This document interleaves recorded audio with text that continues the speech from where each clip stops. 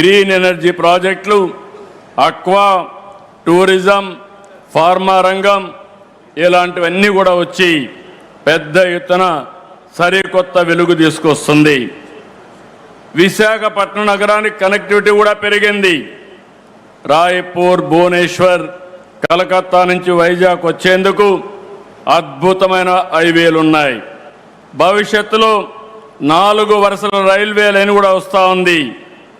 నేను ఇంత మునిపే చెప్పినట్టు భోగాపురం ఇంటర్నేషనల్ ఎయిర్పోర్ట్ ఈ సంవత్సరం జూలైలో మన ప్రధానమంత్రి గారిని ఇన్వైట్ చేస్తున్నాం.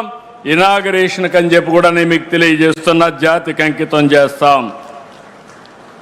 2028 చివరి నాటికి అనకాపల్లిలో RCR Mittal Nippon steel plant కూడా ఒక ఫేజ్ పూర్తయి మొదటి షిప్మెంట్ కూడా ఎగుమతి అవుతుంది.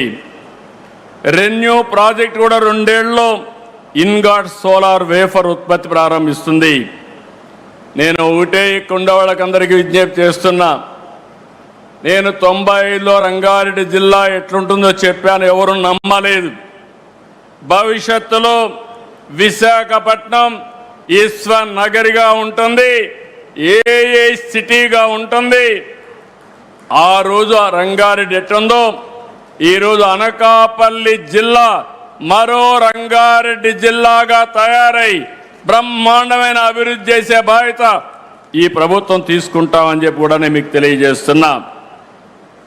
భారతదేశంలోని అందమైన అద్భుతమైన నగరాల్లో విశాఖ ఒకటి.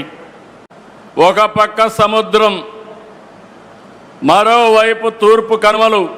మీరు అడవులు చూస్తున్నారు, one of the beautiful forest. ఇక్కడ ఎటు చూసినా పచ్చదనం. అన్నింటికంటే మించి one of the best people.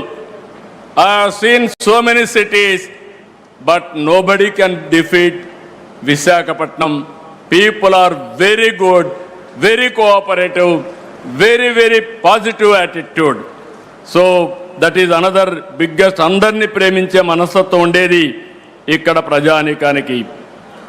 అందుకే just now also have seen Google CEO Sundar Pichai has given a tweet just now.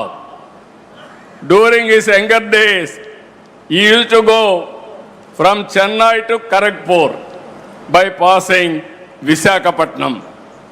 He has seen this beauty of the city. Now he is also responsible for the city growth and development. I really, on behalf of my government,